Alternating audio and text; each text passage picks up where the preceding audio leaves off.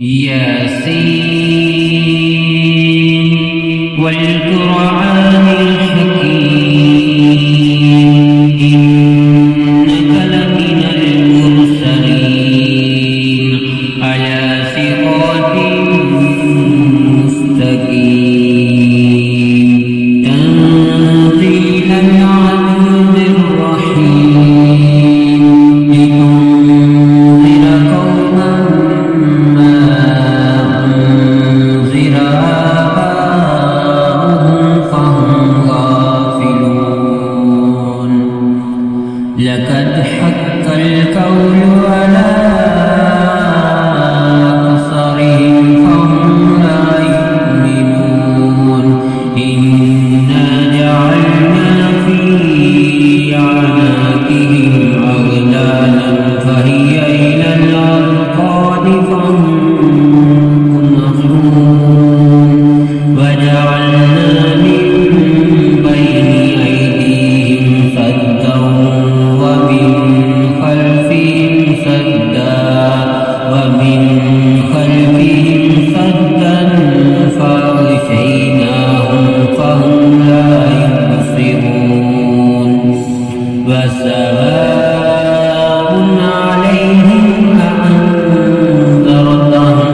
أم لم تنذرهم لا يؤمنون إنما تنذر من اتبع الذكر وخشي الرحمن بالغيب فبشره بمغفرة